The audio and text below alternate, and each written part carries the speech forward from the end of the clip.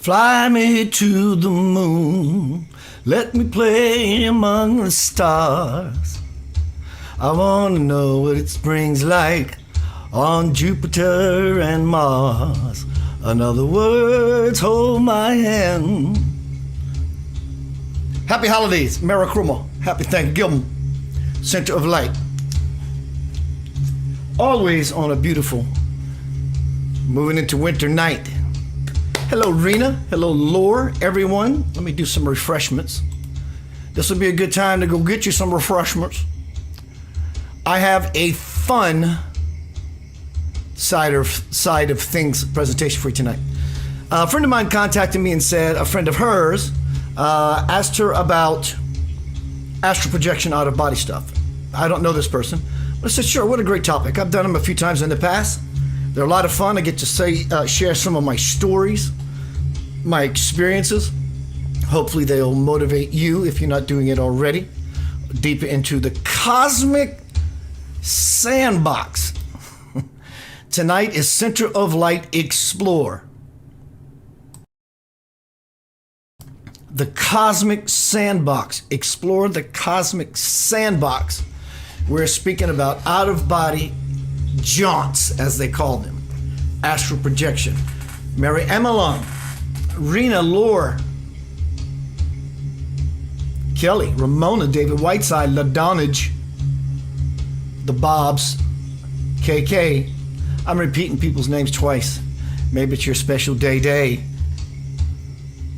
All right. Tonight is Center of Light Explore, the cosmic sandbox. Let me give you a little bit of love before we do support.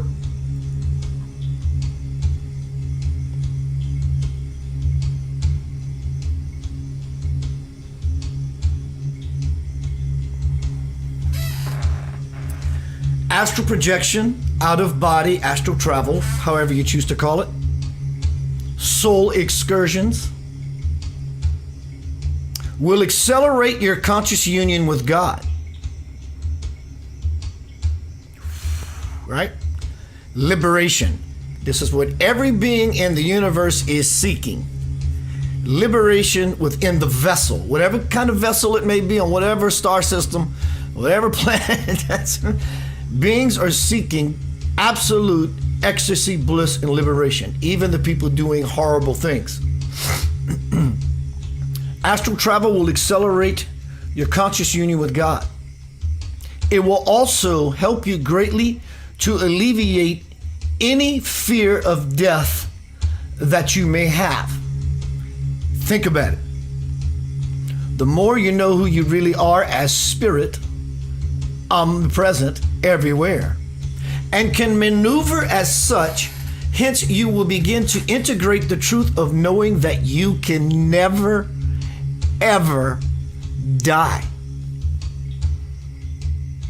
This is what becoming congruent, proficient at, be it you sit down and close your eyes, do some meditation, be it during the night when you're sleeping and you learn how to release your consciousness, not necessarily from your body. You don't really leave your body. It's just it feels like an out. And though you may somewhat have some aspect of you go out, what you're really doing is going further into yourself. That's why the falling sensation, when you go to sleep at night and if you're laying on your back, you feel that dip. It's because you're about to leave, actually fall in. And so it kind of boogers you a little bit. Tonight we're going to be talking about some of my experiences with soul travel, astral projection, as well as how to help you initiate that for yourself.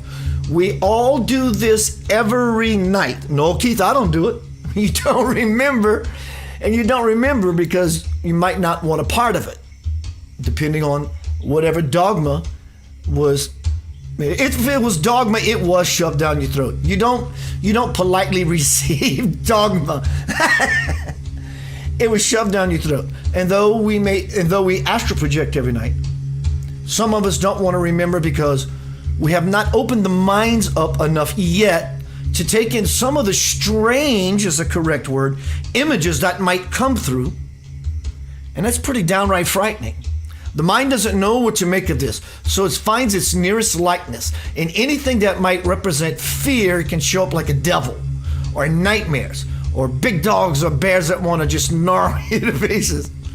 But we do this every night. Everyone leaves, I'm not going to quote this anymore, leaves. Everyone leaves their body every night. We go somewhere else to not only learn, but to experience, because we are everywhere and everything. But for now, it will actually feel like, no matter where you are, with or without your body, it will feel like this is me and this is an experience. Well, either way, even if you were illuminated, that would still be true. Watch a star being born. How fascinating is that? Meet up with deceased loved ones. You got another friend of yours that's really good at it? Hey guy, hey girl, let's meet tonight at the apex of the Great Pyramid. You can do it. I've done crazier, more redonkulous, beautiful things, and in uniting with aspects of myself that have the ability to launch, or jaunt as they call it. Astral projection, soul travel. You do this every night. Maybe the reason you don't do this conscious every night is because things get a little weird for you. And what we know down here on earth as weird to be, it can be a little scary. But I get it. You know, being raised Catholic many years ago, the devil came pinch my toes quite a few times, and I'd wake up in cold sweats. I make myself wake up straining to get out of it. So that same Diablo or his minions still sometimes come to visit me. But it doesn't last long. I just call it for the bullshit that it is. It may entice me and tempt me and get me into it for a moment. Whoa. Center myself, I dismiss it, or I've been known to grab them and hug them around their neck and pull them to me and kiss them on their face. They want no part of that. Because one, you're opening up your power in such a way, I forgive you, it's okay.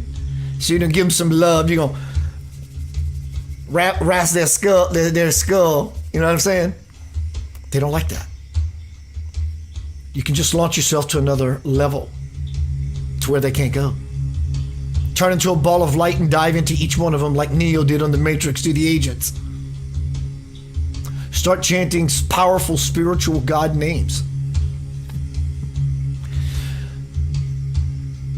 Visit with angels. I've done it many times. We'll get to some of that. Center of Light support. Welcome. Happy holidays, y'all. It's good to see you.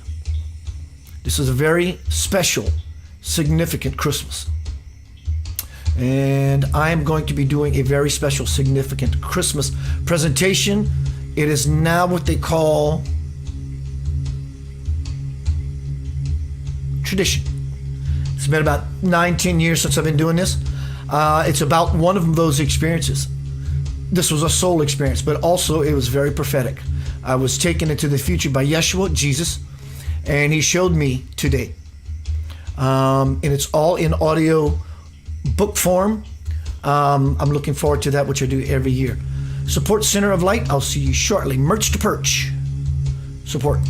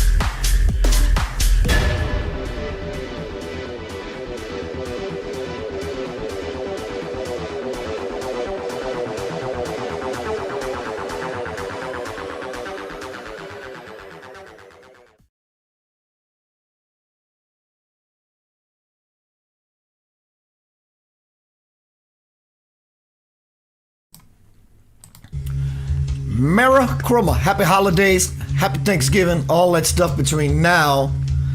I love me some fall, winter. After New Year's Eve, I'm done with the cold.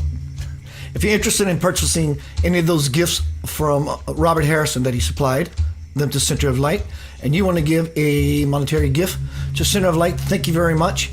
Keith, I'm interested in this or that. And David, I will get with you. I do have some rings. I'll send you pictures after the presentation. I'll tell you what size they are as well. But along with the lotus flower incense holder comes Nag Champa Argabati incense. It smells like eggnog. Also, masterclass is coming when I get 20 entries. I'm going to do a masterclass. We're going to dive into the fire. Basically, literally, when I say fire, I often talk about the divine fire. This time, I'm talking about the fires of hell. If Jesus is the teacher, and he points the way, and we have to walk his walk and follow his life, then we have to descend into hell likewise. So we're going to go into all the tough, rough, and gruff stuff to make us spiritually buff so we can come out shining like a brand new diamond. All right, let's look at what's happening tonight here on Center of Light. Astral travel, out-of-body experience, soul excursions, nightly jaunts, lucid dreams. There's a difference between astral travel and lucid dreams. Lucid dreams means that you probably astral traveled to get to the lucid dream situation. Astral travel somewhat implies that I know I'm moving into this experience, I'm flying, versus being placed in a situation. So I think astral travel can be considered the drive from where you are in a car to said event. Being lucid would be the ongoing state of the astral travel or arriving or the arrival. Astral projection will also give you a quicker conscious union with God. When we begin to see, experience, integrate, I am the Spirit, which will alleviate any fear of death. Because at this point, this juncture, you know or begin to integrate fully that you can never die. I'm going to give you some techniques, some techniques about how you can induce an out-of-body deeper into the soul experience.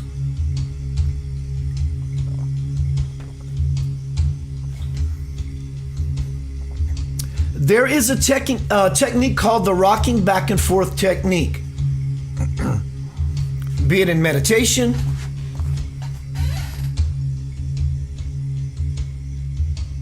you find yourself still for quite a while, and when you feel, at least in this meditation, some detachment from the body. You meditate, it may take 10 minutes, it may take 5, it may take 20, whatever. You begin this process within yourself. The rocking technique. You can take your time, there's no hurry. In fact, it would be supported, suggested that you take your time. The angstness of wanting to hurry up and get there is not going to put you in a good spin nor a good place if you got there. Because you're going to have a beyond time experience. And if you don't feel so good and you're anxious and you're just too hyper, the experience is going to reflect the same that you've brought into the window. Just take your time, man. Get in there, find a nice, loving, good, beautiful space. If it makes you feel better to call your favorite deity, a deceased loved one to watch over you, if that's what you need, fantastic. And you lullaby yourself. Oh my God. You lullaby yourself in this spiritual rocking chair. In the Hindi tradition, it is said that God can always be seen as sitting on a swing, moving back and forth.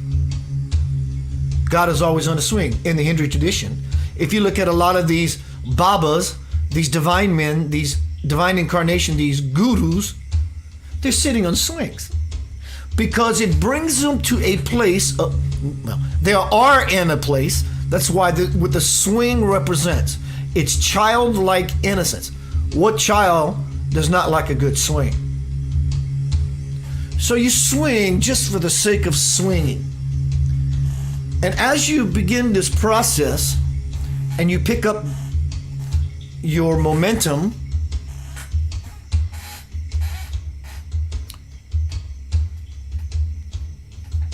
and you launch.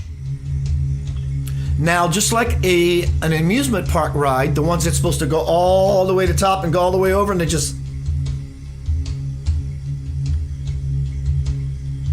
And it almost, and this may happen for you.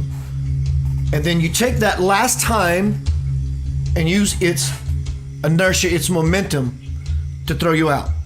Now, what's going to happen, what can happen when you get out there, it may feel so natural to you that you remember what it's like to be omnipresent immediately. Some may go, whoa, this is strange. And then the memory may kick in. And some will say, this is just a little wild. Yes, it's going to be a little wild. Expect that to happen. Trust that your Lord is all around you, whether you choose that or not. So, good karma will always find you. Good karma will always reward you. Bad karma will always find you. So it does not matter what level of the playing field you're on. Minor league, pony league, minor league, major league, pony league, whatever the order is. That is the rocking back and forth technique. Breathing always in the rocking back and forth technique. In all of these techniques, breathing, conscious breathing. The drinking water technique. Sounds like spiritual woo-woo, just because it is. It's magic, fairy, angelic dust, and you sprinkle that shit everywhere. Here's your water. Throughout the day, before you go to bed, you put your hands around, both hands, I'm holding it with one, but you put a hand, it's fine. You make it all up anyway. It's yours to play with. You're the master of your life. And you put your hands around the glass and you use your will and you push it into the energy into the water. Tonight, when I go to bed, I will astral project and I will be fully conscious. And then you drink the water. It's all about opening up the gate of the heart, the love, the power, the passion, the truth, your intent, your will. Here we go. Some years ago, I interviewed someone by the name of Connor Southworth on Center of Light Radio. And I interviewed him about he and his brother's brand new product called Dreamleaf Sleep Enhancement. There's absolutely not one single solitary thing in this bottle that is not natural, organic, as it should be. Nothing. It's all these herbs that he and his brother done tons of research and development to create this formula. The first night I took the regimen,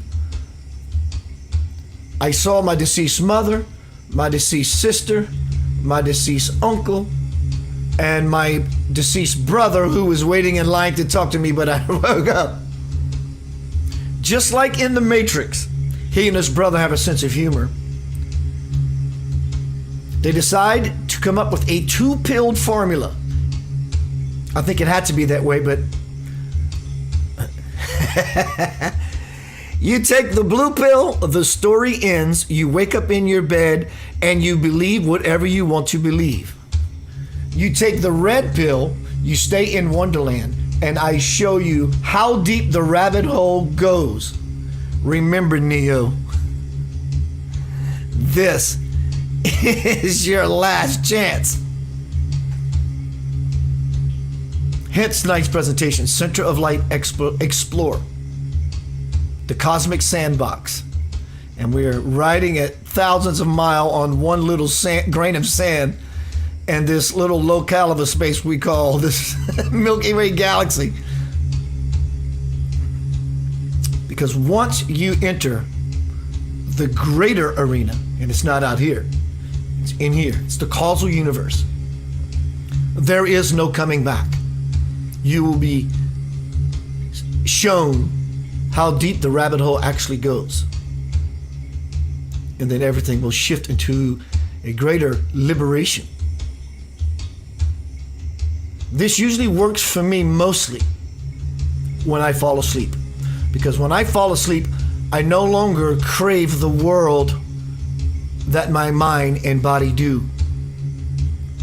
That's why we're here. We crave the world in some way, shape, form, or fashion. If we truly wanted to be fully illuminated in the divine fire, then we would be. But because we're not yet, we're working on it, of course. So it's all about that level of trajectory anyway. Let's keep rocking. Keep on rocking me, baby.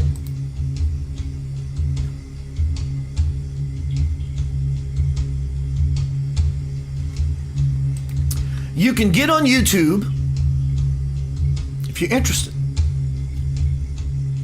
of wanting to explore. Don't dabble. I could use the word, if you're interested in dabbling in out-of-body experience, that's not good energy. Well, Keith, what do you mean it's not good energy? You mean something bad can happen? No, I'm saying you're going to see a reflection of exactly the love you put into it, and vice versa, and versa versa. Sometimes it's great and sometimes it's not nicer. It's just really a doorway that your love and your loved ones and love itself is simply on the other side. And it's on the inside. So it's not a warning. It's go in there like, man, I'm ready. I want to expand. I can use something that jars me, so to speak. That takes me out of a jar. It jars me out of a jar. This would be the correct launching platform. This is the launching pad you want to lift from. Get on YouTube. There are tons of videos to stimulate exploration. You will see that most of them are at the binaural wave. Binaural wave, it's a cluster of notes that when combined together, they create a frequency vibration that puts the brain and the spirit in a certain state, a ready state, an available state to make such a thing happen. That sound wave is probably something like 963 hertz for astral projection. You can get it to repeat. You can get one that lasts 6 hours. You want to do it for only 2 hours. You want to try it out for an hour. Go into it ready to win it. There is a book I read many years ago, which I strongly suggest. You want a wild story? Here's a wild story. Do the research. I had the book. It's called Journeys Out of the Body by Robert Monroe, who happens to be the pioneer in the mainstream of things about said phenomena, realities, dimensions. But you can bet the Buddhist monks and all the spiritual masters, they don't have out-of-body experiences. They're not perceiving in the body in the first place. But out-of-body projection, astral projection, is somewhat commonplace because of Robert Monroe. Robert Monroe was a 9-to-5 guy. He was the president. I may have a little bit of it off. Do the research. Just get on Google and look up Robert Monroe, president of NBC. Many, many years ago. Remember the big peacock? Dun, dun, dun, dun, dun, and a peacock and NBC? That was Robert Monroe. And he was this 9-to-5 guy, wasn't interested in his spiritual woo-woo, had a wife and whatever kids were gone. They are much older now. And he's walking down the road, taking his daily walk. I'm paraphrasing, of course, but it still paints the same picture. And he started feeling these crazy vibrations, and he just felt weird. So he decided, hey, sweetheart, I'm going to go lay down and take a nap. So he took a nap. When he took this nap, he came to a state of consciousness only to have his spiritual astral arm fall out of the bed and fall into the floor, which is made of wood. And so he's like, what is this? What's happening? So as his arm is in the floor, he begins to poke around in there, and he feels what he would call, or what he felt was a nail. Woke up from the experience, or woke up after his nap, and he was baffled. He was dumbfounded. He didn't know what to think. He went downstairs and got a crowbar, and his wife said, honey, where are you going with that crowbar? That sling blade? And he pried up the floor, and there was this off-put nail.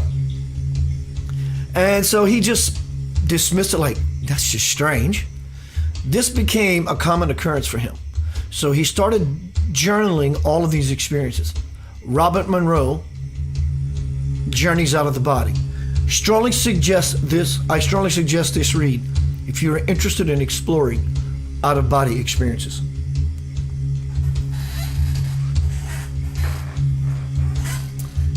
Here's another technique for you. If you feel bold, brave, and courageous, go for it. Because this will absolutely work, without a doubt, 100%.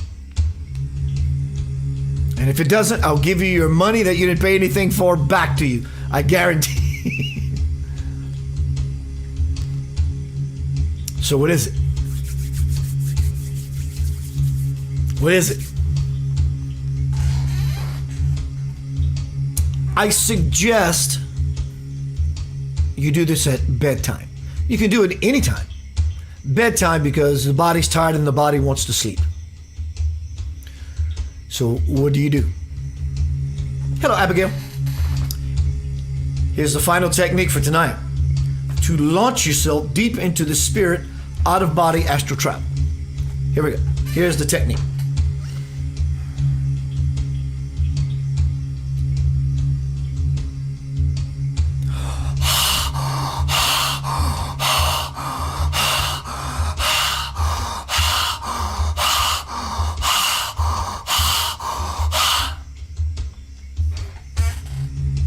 Okay.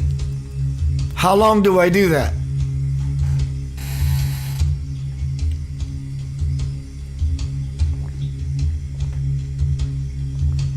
Until it happens.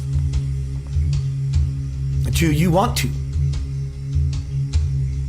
Breathing in so passionately, God, passion, fire, will, power, heart.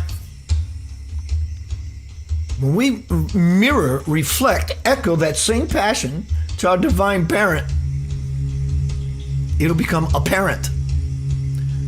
God is breath. Breath is life. God breathed life into man. So when we mirror with the same intention and the principle of love as our divine parent, the gate opens up. Well, Keith, am I simply just going to hyperventilate? No, you're not going to hyperventilate. Hyperventilate means it's hard to get my breath. This is all you're doing is breathing, very intensely, mind you. And you will feel, without a doubt, the same vibrations Robert Monroe, I, and many other people who are proficient at astral traveling will feel. You will feel this natural buzz from the inside surround you. Hello, Elaine. That feels like someone just put a very heavy-duty industrial massager on you. You will begin to vibrate and shake. Your body may not do it, but you're going to feel this electrical buzz, like your hand is literally in a wall socket. It means you are vibrating and you becoming conscious of it and you becoming aware of it. And you're beginning to literally on the earth through your physical corporeal self feel it. So this means you are elevating to the level of the spirit. When this begins to happen, not only are you going to have the glory and the magnificent experience of where you land, but the going through it process, which is the wormhole. And I'm going to tell you about a wormhole here in a little while. They do exist. So breathing, your divine breath, kiss of God, via your heart. Then the heart, because it's been kissed by God, simply opens up. How can the heart not open if God kissed it? When you begin to do this sort of breathing, it's called rebirthing. I don't mean to use rebirth. This is rebirthing breath. Rebirthing is something else, and that requires a deeper level of responsibility until you know exactly what you're doing. But this is breathing, knowing that in 5-10 minutes you're going to be sleeping, versus 2 hours of doing a rebirthing breath to meet your maker. So you breathe. And as you're breathing very intensely, your hands may start to hurt. Literally, like you fell asleep on it 20 minutes later, you wake up and you go, ow. This is pretty much exactly what it feels like. It's called tetany. What is tetany? It means that because the energy of the spirit is moving through the vessel and elevating, wherever there are blocks in the body, namely the hands in this description, means there are control issues. So the hands are like this, and the energy wants to move through, God's energy, the energy of love and light wants to move through, and it can't because there's a block. And so the energy is beginning to burn and accumulate here. So it just feels a little sleepy, like you slept on your hand, so now it's to be awakened. So how do we awaken the hands or any part of the body that's hurting so I can continue doing my breathing? Because if one part of the body gets achy, then it becomes a distraction and you won't have the success you're looking for. So what you do is you take this energy from being blocked. You can back off on your breath. It'll back off on the pressure. You can keep with the breath and use your will or a spiritual broom and sweep energy from your hands to somewhere else in your body that does not have it. But when you do this kinds of breath, even if you don't achieve the out-of-body experience, the process of it will help you to achieve the in-body experience of it. Because the levels of joy that you will begin to experience through such breathing, you take a physical orgasm, that's pretty awesome itself, but with an emotional feeling, an awareness, a consciousness expansion, and you put all that on your sandwich and add mayo to it, it changes the whole game. Breathing. And you don't have to go so crazy. You may be one that's very vulnerable, simply vulnerable to such shifts and jaunts. Then just breathe, but pick up the pace.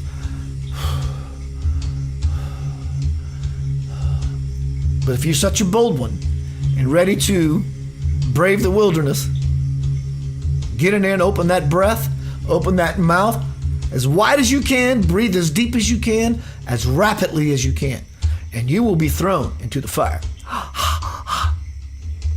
Tonight is Center of Light. Explore the cosmic sandbox. This is what true spiritual liberation is about. The life of Christ, the life of the Buddha, Krishna.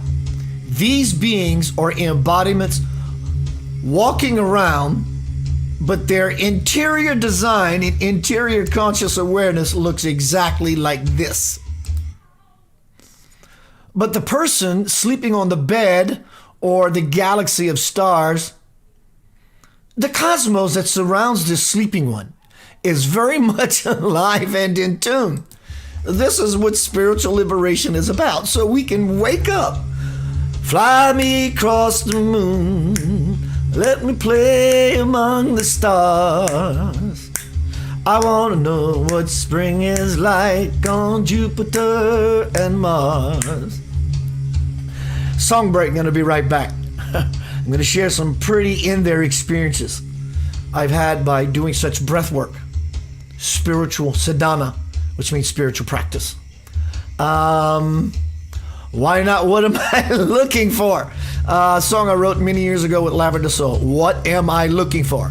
I'm looking for the cosmos. I'm looking for my divine nature. I can use a whole bunch of nomenclature, but I'll see you shortly. Happy holidays.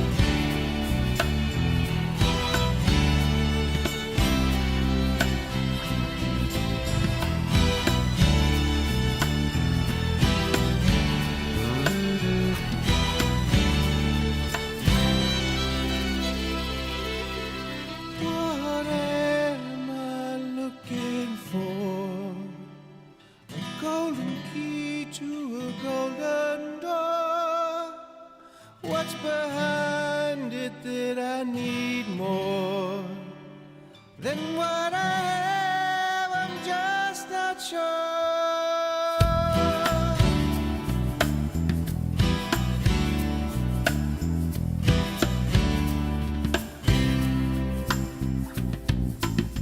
What am I searching for? The mothership to a distant shore.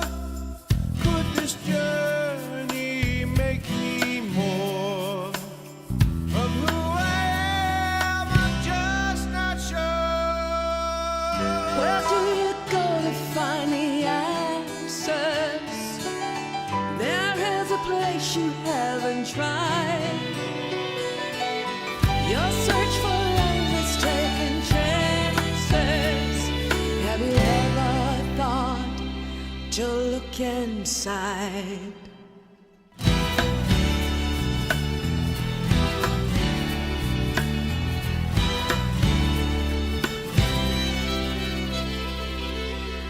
What am I hoping for?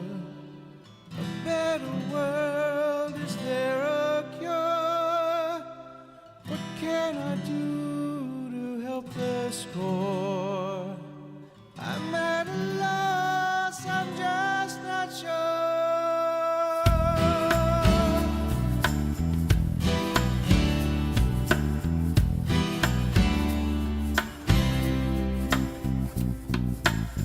What am I praying for? To see the light around the world and the people's love restored. Peace on earth, of this I'm sure. Where do you go to find your answers? There is a place you haven't tried. Your search for love is taking chances. Have you ever thought to look inside?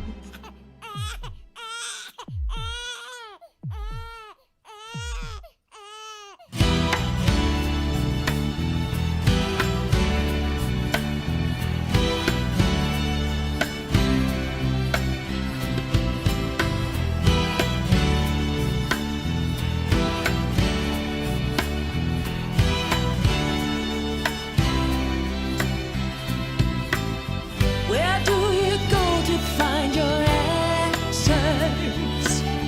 There is a place you haven't tried. Your search for love is taking chances. Have you ever thought to look inside? You hold the key to find your answers. I am the door you have not tried. Never again taking chances. Open your heart and walk inside. Walk inside.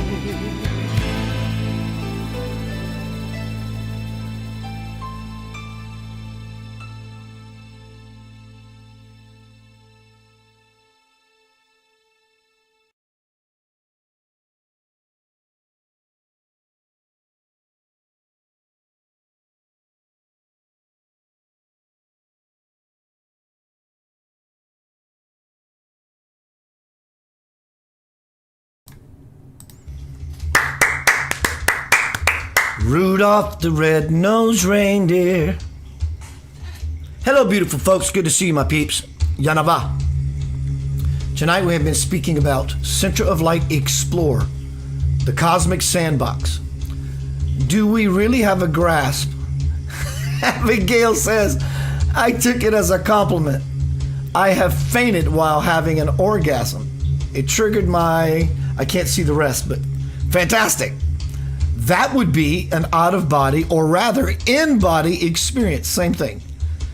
Opens the door, in or out we go. Whatever way you, if you like to see it as an out-of-body, I get it. It's a misnomer, blah, blah, blah. Do we understand the magnitude of turning inward. Well, I know, turn inward, God's in there, I get it. But it's truly a cosmic sandbox where children play on a playground. They're just children. They ain't worried about racism. They're just all running around, eating sand, throwing dirt. Seeing other worlds, other beings. Watch universal phenomena happen right before your eyes. A quadruple galactic system being born. And a time elapse experience at that. Hello, Rhonda. Hello, Sue Lindsay. Sue, what did you mean by Keith, is that HZ? What is HZ? Give me some details, sweetie. So let's keep moving. I'm now going to share with you only a fragment of the possibilities by sharing with you some of my experiences that can happen for you as well. Do the work. We're doing the deed anyway. We're always exiting or entering the body every night. So why not become conscious of this evolutionary conscious eternal process? That is the whole point, is to be in the body when you choose, but to be on multi dimensions, to experience your multifaceted self. As above, so below, on forever it will go. Here we go. I'm going to share some of the most beautiful experiences. You can't make this shit up.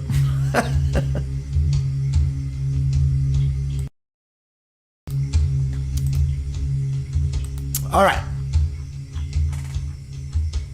Let's see that first on the list. For those who love the idea, but what may frighten you about it is that many times in your life you had sleep paralysis, and it's not fun. I get it.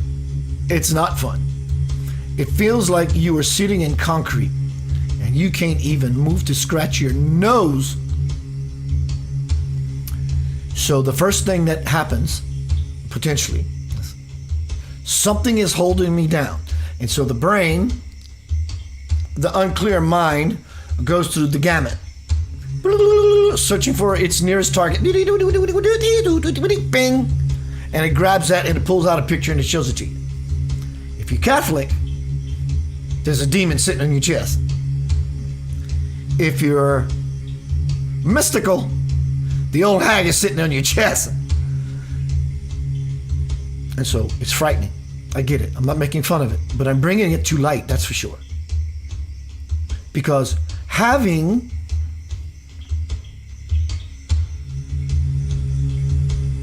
a sleep paralysis experience can be the vehicle for your liberation.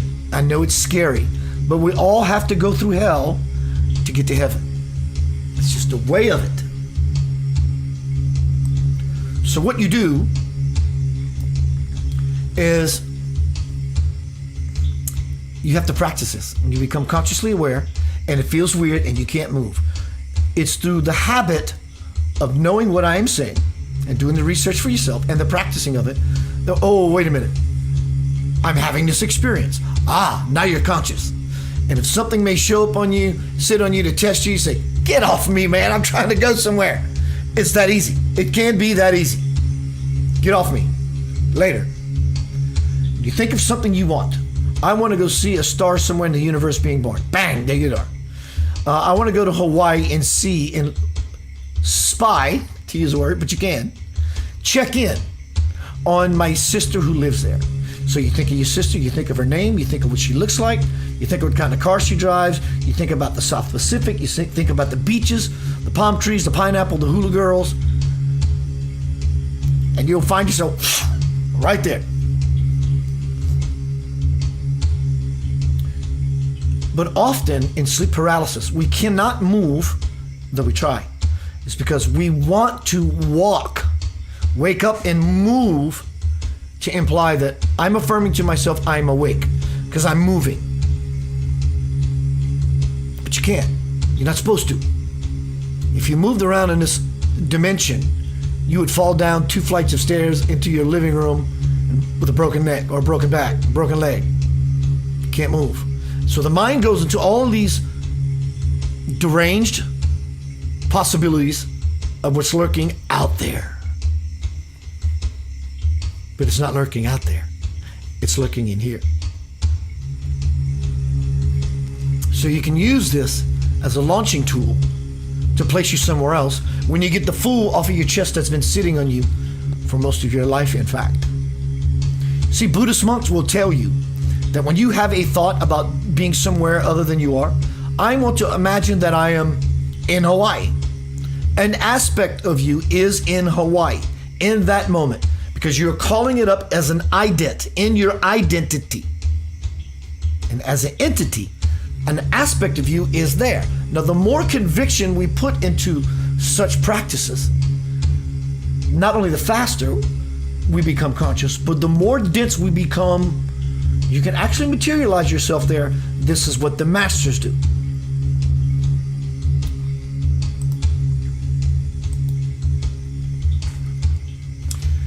Some years ago, I was in a castle.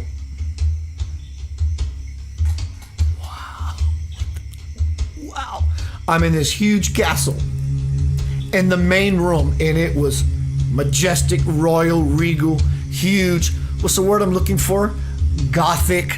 Some Catholic churches Catholic churches feel somewhat Gothic, which Gothic can also mean dark in nature. But I'm in this huge castle, and I'm walking down the main aisle. It was a church, I would say. But my head's looking to the ground. And as I get to the end of the aisle where an altar would actually be, I see two pairs of legs. Let me tell you, high heel shoes, fishnet stockings. And as I begin to scan up the thighs to the calves to the buttocks, midriff, breast, I'm like, and the whole time this is and the whole time this is happening, I'm going, oh my God, this is going to be fun. Until I got to look at their face. And they weren't ugly. That had nothing to do with it. It was demonic. I got tempted. I was lured in this Gothic place. But there was a beautiful quality about it, which was I'm aware of such a majestic place/experience. And they said, come here, son. Let's go have some fun. I said, no, ma'am, that ain't gonna happen. And I said, I'm just gonna go outside. Because they're vampires, demons. Their response to me was, you don't want to go outside. The sunlight is going to burn you. Vampires, demons? And I said, that's exactly why I'm going outside, is to be burnt and to be scorched and purified. So I went to the exit door. It was stained glass everywhere. It was just gorgeous. So I went to the exit door, got outside of this Gothic cathedral church place with these two demonic women that wanted to seduce me. I thought about it. But when I got out into the sunlight, it actually began to burn me. I could feel it, like a 110-degree day, and just ripping your flesh apart. But I kept with it. I stayed the course because I knew it was purposeful. I went into a blackout state, and I find myself on the church grounds, laying on my back. When I came to a state of consciousness, before me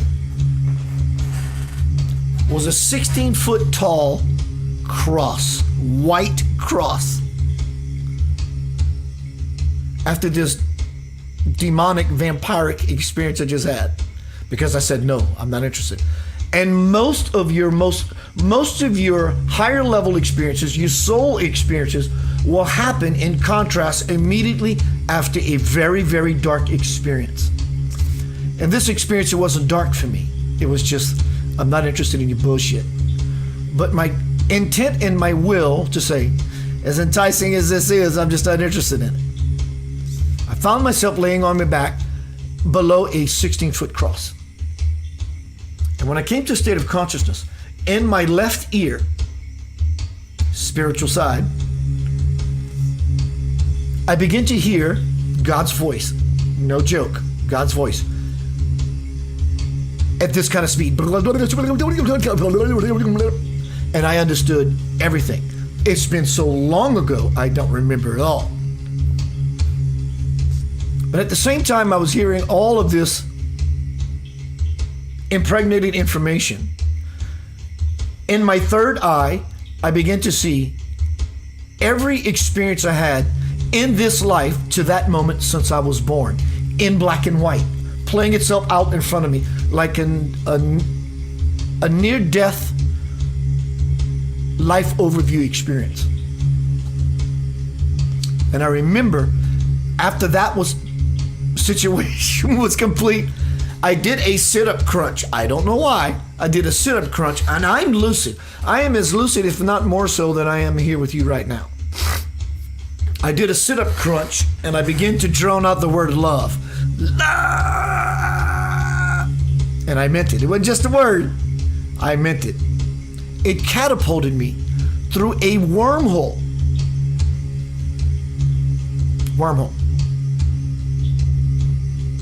At God speeds, taking universal turns. I mean, and while I was in this tube of light, I was like, oh my God, I remember this place. We all would remember this place if you ever had such an opportunity. But oh my God, I remember this place. And I became like in the movie Contact with Jodie Foster. And I'm in this cosmic water slide bamboo shoot experience, taking 90-degree turns at God speeds that I've crossed light years. And then I was thrown out into an absolute void. Nothing and everything, but it was more nothing because the everything has not become something yet.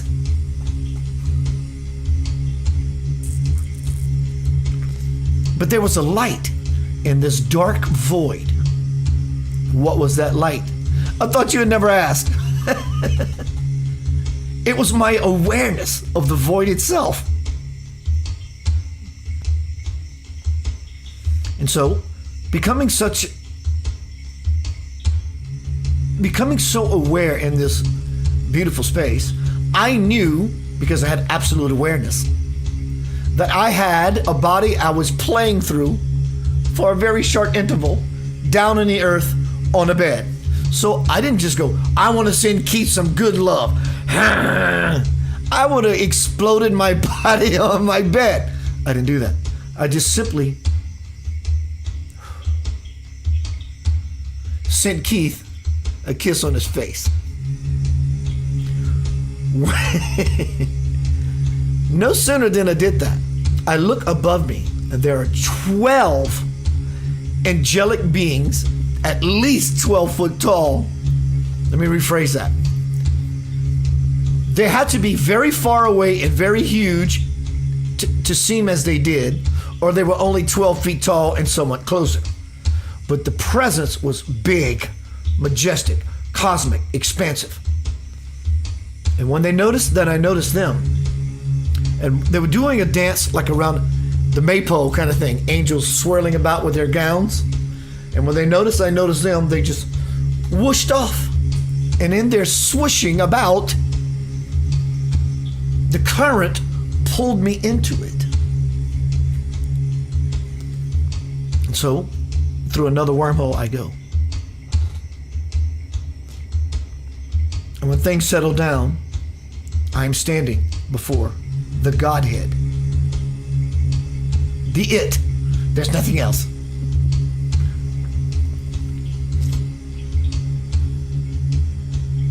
What did it feel like? The word feel like doesn't even describe it. All knowing, all power. It was an honor, a privilege. And they said, if you're not convinced yet, we're going to give you a beak. So if you can imagine, this is a theater and there's a curtain. Everybody's in the audience. And they raised up the curtain to tease you for a second. They gave me a peek. And in the movie, The Matrix 2, when they were in the underground and they're dancing the primal dance because Morpheus said, "We're not afraid of these machines." And then they went to this tribal dance. Some of them were nude and naked and stomping.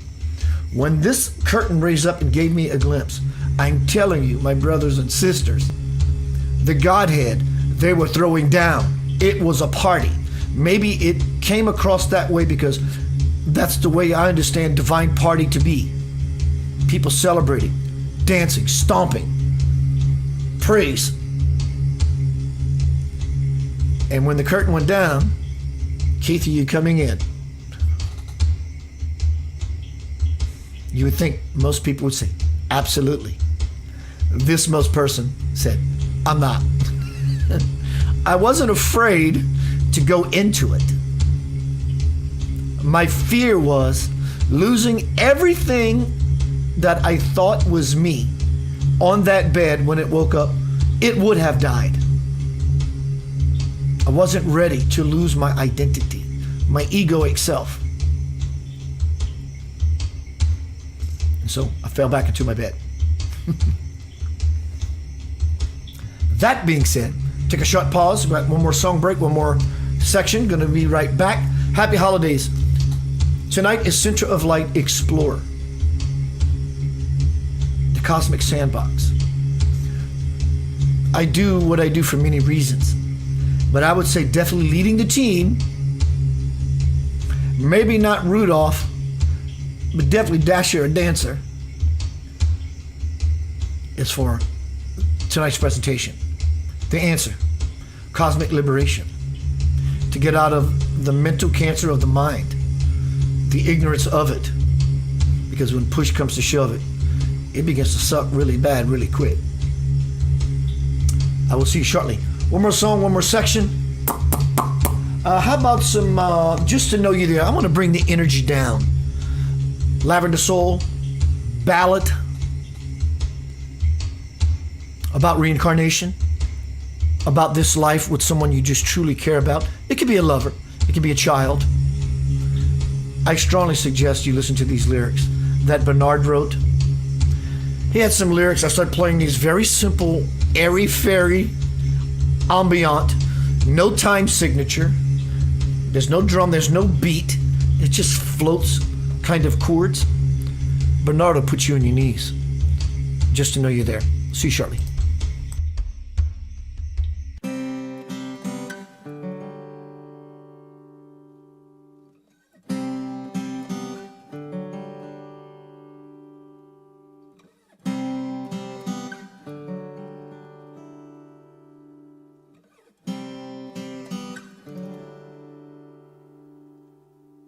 I lift you up to your most high. Cherish the time when you walk by. I see you in my life for all time. I've touched your face 1,000 lifetimes. I know the way you talk in rhymes. The breath you take is part of mine.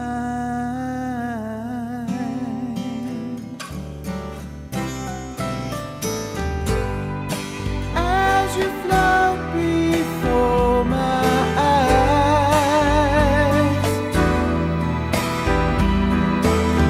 you touch my hand, it makes me cry. Touch my hand, just to know you're there.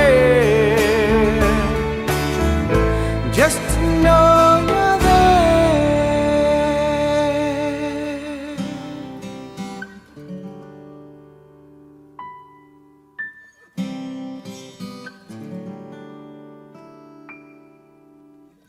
So here we go again, lifeless ones with a friend. Another chance to let love in.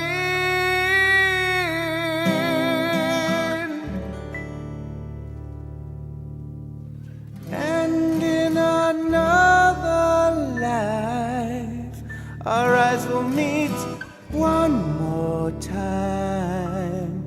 I see you in my life for all time.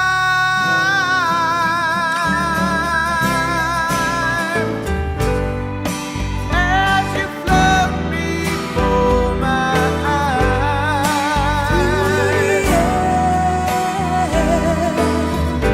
touch my hand, it makes me cry. Just to know you're there. Just to know you're there.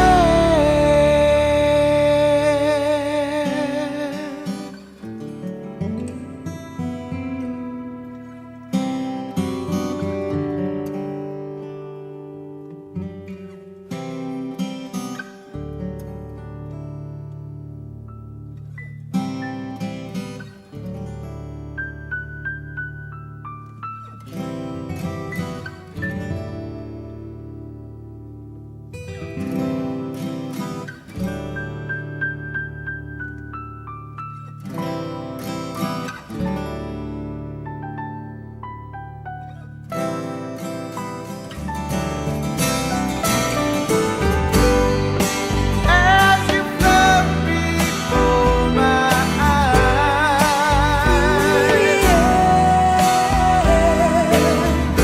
touch my hand, it makes me cry. Just to know you're there. Just to know you're there. As you float before my eyes,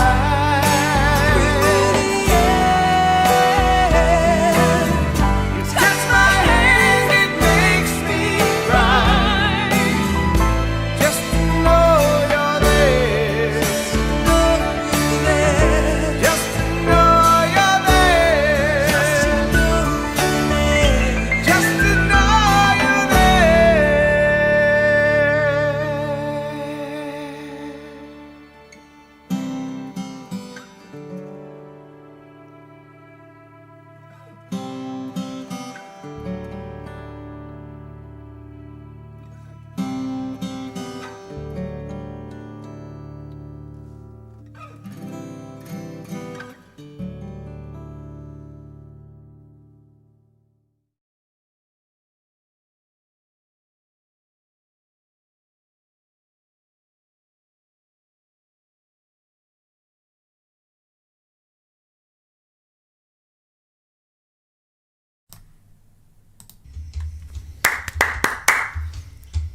Happy holidays, y'all. Good to see Keith Anthony Blanchard here.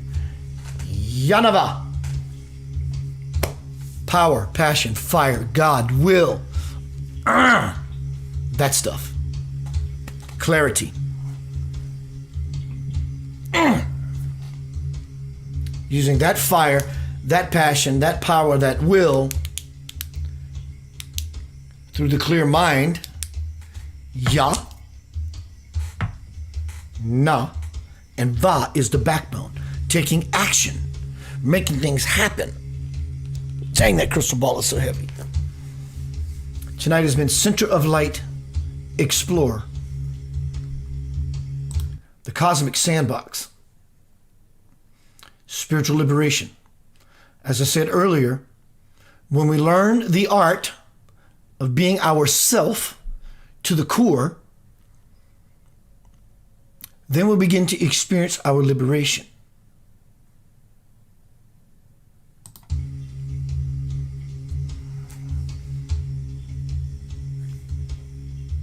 It's not just wild, crazy dreams. It can be.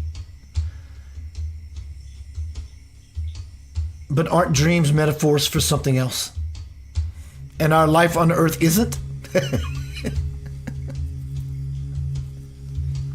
Now I'm going to share a couple of more examples of what can happen for you, to whatever degree, to whatever experience that unfolds for you. That can happen into deep levels of God. Remember, when you have these out-of-body liberating experiences, you begin to know an aspect of yourself, at least experience the omnipresent part of yourself, that you simply are everywhere. And it will alleviate any fear of death that lingers, because you will know, because now you're operating in a place beyond time. The earth is time, and when you're in the space of the spirit, it's infinite. You recognize yourself as being the staple of this particular level, this plateau, this platform. Here are some of my experiences. Happy holidays, you sexy human creatures. I'm going to kind of move through these. Many years ago, I had an experience moving through time and space to find myself in another galaxy level dimension with Archangel Ariel. When I came upon him, he was sitting about 20 feet, 25, 30 feet off the ground, whittling on an apple, and said, "Hi, Keith, I've been waiting for you to show up." We had a conversation. About 20 years ago, hello, Ramona. She says, "Oh, that's so pretty." I don't know what that is. That's so pretty. About 20 years ago, well, give it to you. It doesn't matter. I went to bed for about normal night sleep, 8 hours. But when I came to a state of full-blown consciousness, I had a wife, 2.5 children. I had a 9-to-5 job. Went to work, did my task, drove down the interstate, whatever that interstate looked like in that reality, came home, kissed the wife on the cheek, said hi to the children that just got back from school. We ate supper, watched a little TV, kids went to bed, wife and I made love, right? This happened for 2 weeks. You know that experience that you feel when you wake up out of a night's sleep? You're just about to wake up. You become somewhat conscious and you feel that pull that you feel when you come back to the room and go, scratch yourself or whatever it is you do to bring yourself back to the waking state. Well, when I went to sleep that night for 8 hours, I went into an experience that I lived for 2 weeks. Wife, 2.5 children, 9-to-5 job. And when I felt that pull, I said to myself, "Oh my God, what an amazing dream that is," and actually believed I was waking up into my reality. I had a wife, 4 kids, had a job, drove down the expressway like a madman, back like a madman, watched TV, ate supper, made love to I did this for a week. And then I woke up again feeling that tug, and I woke up in what I would call now my actual bedroom. So I lived 3 weeks in my different multidimensional fractaled self in 8 hours. This happened. Another leverage vantage point to reinforce why one should practice such spiritual liberation through this way of doing it. Jesus' dream, I will tell you that on Christmas Eve.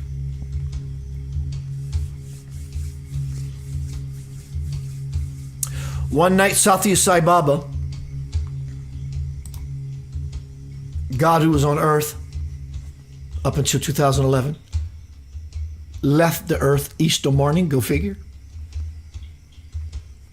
I read books about his life. He didn't write books. Changed me.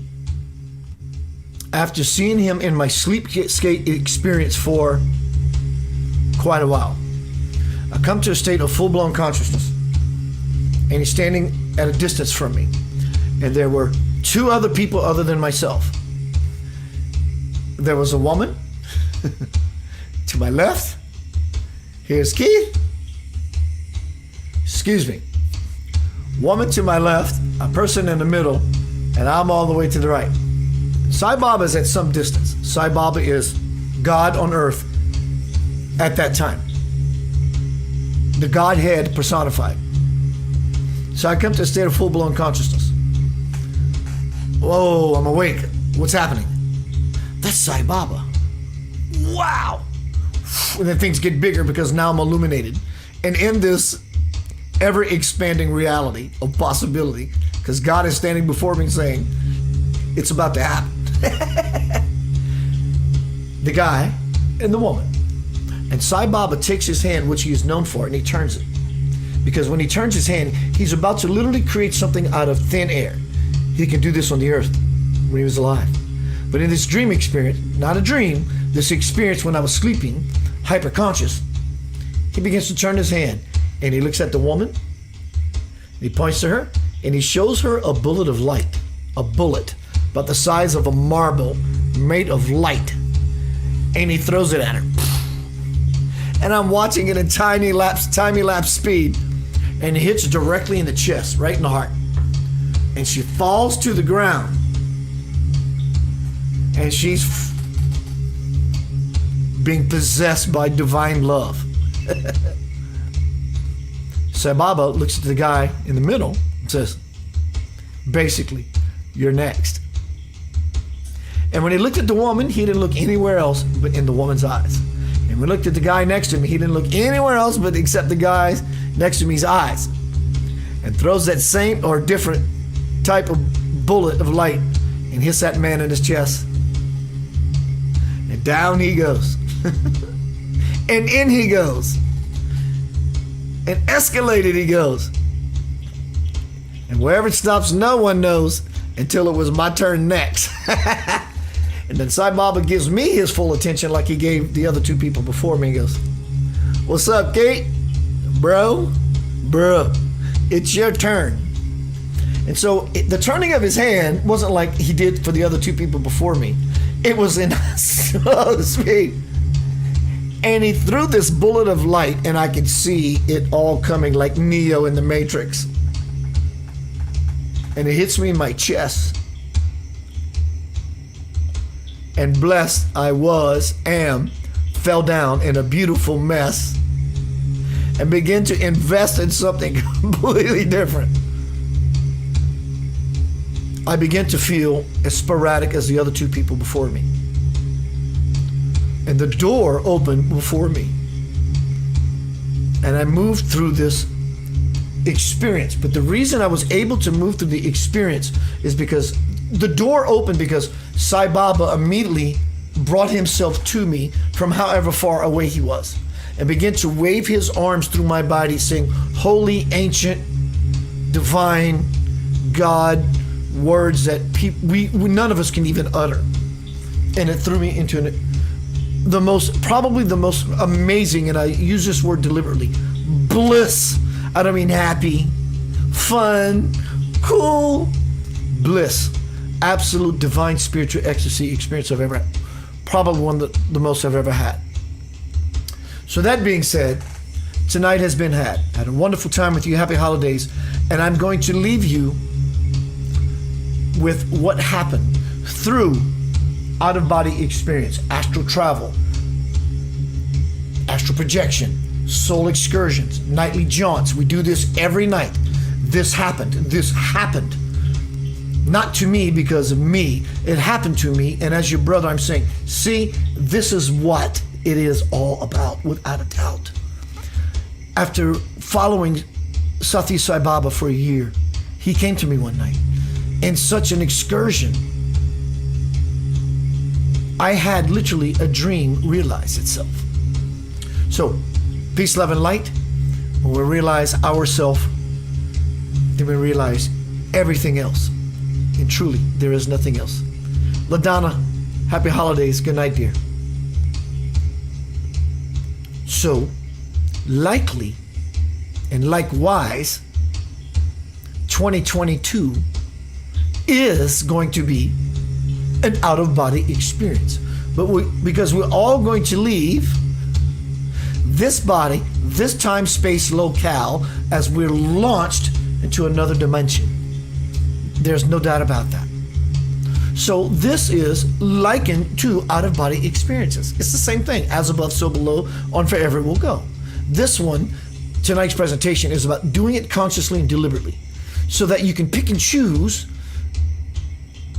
at your liberty what you want. You see, cosmic spiritual liberation is about being free of the corporeal physical body self. It's not that you want to die, it's that you want to live and live fully. Hence the prophecy of heaven, the astral planes, even higher than the astral planes. You got the ethereal, you got the astral, you got the causal, you got the bliss plane, you got all these different levels. So here's the final experience I'm going to share with you that happened to me one night many years ago with God on earth at that time that brought me to India.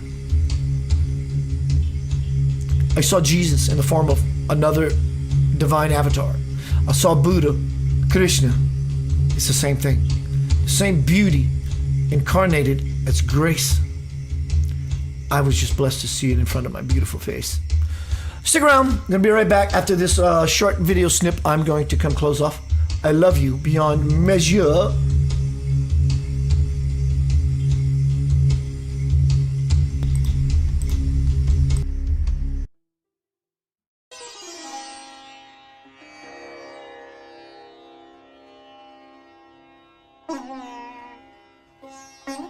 I first learned about the presence of this avatar some years ago.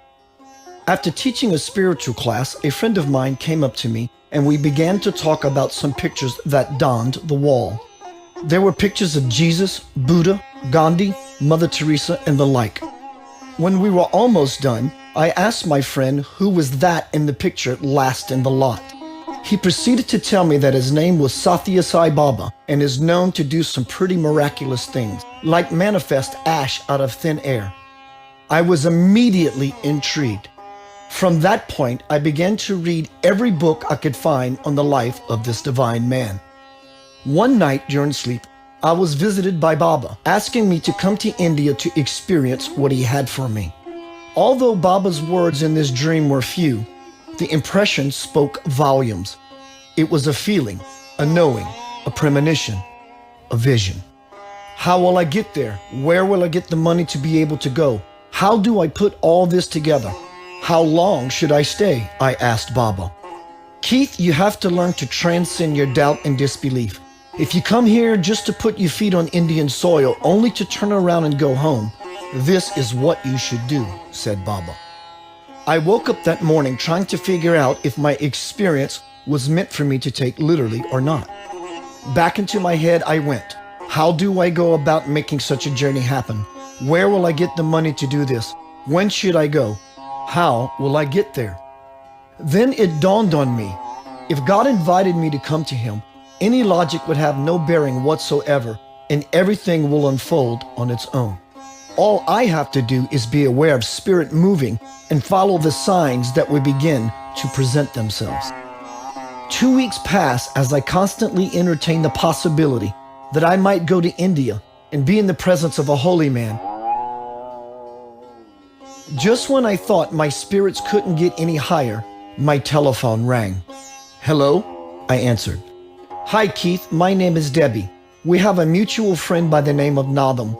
He told me that you were planning a trip to India, but was not sure how you were going to get there. So I felt compelled to call you and help you out, she told me. What do you mean? I asked. Keith, I am a flight attendant, and every year I am given buddy passes for my own personal use. But if I don't use them, I can't carry them over into the next semester. I thought you should have one for your trip to see your holy man, she said. I hit the floor. I cried, and cried with such immense joy that I called everyone I could think of to tell them of the miracle that had just taken place in my life. While I was in India to see Sai Baba, I saw more miracles in the 2 weeks I was there than most people will ever see in a lifetime. I was blessed to see and experience the divinity of this little 5'1" man. To see such a sight is to see grace as if gliding on water when he walked. Miracles upon miracles were not only around me, but happening within me. Creating ash, gold statues, and the spontaneous changing of weather, to name a few of the things that took place on the outside of me. But expansion, conscious elevation, and experiencing the universe is what took place, to name a few, within me. But the greatest miracle was to see people from all over the world, England, Iceland, Germany, France, Italy, China, Japan, Sweden, Russia, New Zealand, Australia, South America, South Africa, from every denomination, Hinduism, Judaism, Muslim, Buddhism, Christianity, and in every kind of profession, monks, clerks, priests, scientists, doctors, lawyers, waiters, truck drivers, government officials, housewives, all there to see the master that called them. Sai Baba incarnated before in the late 1800s in Shirdi, India. Then he was known as Sai Baba of Shirdi. His mission was to bring about secular integration between the Muslims and Hindus. He slept one night in a mosque and another in a temple. He wore the cloth of Muslims and ash on his forehead in the Hindu tradition. Baba achieved unity between these two faiths and brought peace to the region. The mission of Satya Sai Baba, Satya meaning truth, Sai meaning mother, and Baba, like in the Bible, Abba meaning father, was to help people see that God lives within each and every person. This avatar has bellowed the divine flame in millions of people worldwide. In the very near future, this same divine energy will incarnate again as Prema Sai. Prema meaning love, and again, Sai meaning mother. This will be the final lesson for humankind that will teach not only does God exist in each and every person alone is God. The most powerful and amazing thing that one can have is an open mind, a mind ready to receive truth, no matter how it may show up. Without such readiness, grace will only pass on by and fall into the hearts of those who yearn for it. Your life is not a dress rehearsal. Grab hold of it by opening your mind, your heart, and your life to experience the glory that is your divine birthright. Fret not, let others be in their worry, for it is not your task to dwell on what others may think of you.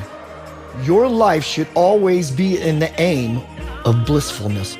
Pray, meditate, and treat all people with respect and kindness, for we are all brothers and sisters of the human race and in the family of oneness, God, or the unified field. May you completely withdraw from all the fighting that happens through racism, separation, and judgment. Spread the light, ease into bliss, for those who do are the meek, and they shall inherit the earth.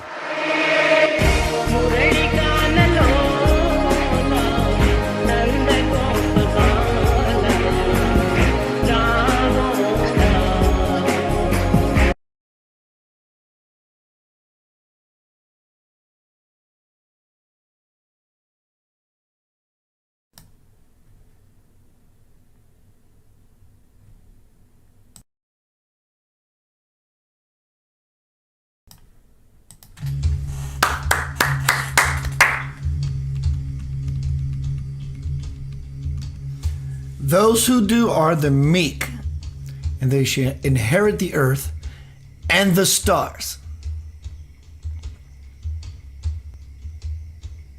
This is the glory. This is the grace. This is how powerful we all are. So what is this all about? It's about diving in and becoming conscious without a doubt of who you are. So is there anything greater than what you have been describing here tonight? There is not. There's nothing greater than you. There's nothing greater than you. So spiritual liberation is not only about the wee, yeehaw, I want to ride the Ferris wheel and have an out-of-body experience. It is so deep and multi-layered in the adherence to the principles that you will find now in this day and age helps us to stay on course. Where is the course? Of course, there is no course, except the course of no course. There's nothing else. It's just you and your relationship to people, situations, family, divinity, the universe, how you respond, how you react, how you take conscious action. Ya, na, va, ya, na, va. Heart, fire, God, will, passion, fire. I'm clear mind, so I can do the work. The fire to do the work, the planner, and the one that carries out the grunt work. God, guru, student. God, guru, disciple. To move into these cosmic, endless, infinite cycles of ever-expanding experience. Ever-expanding experience. So just when you think you've had a soul experience that just says, this has to be the end of it all, it isn't. It doesn't even begin. That's why when we see people like Sai Baba, Swamiji, Jesus, Buddha, Krishna, all these illumined, fire-filled beings, that's why they look like it's grace gliding on water, because it actually is. Jesus walked on water. And we are all the son or daughter of the very Christ divine principle. We are the Christmas. Merry Christmas to you. We are the Christ Mass. We are the Christmas. You are illumined whether you know it or not. And when you become conscious of that fact,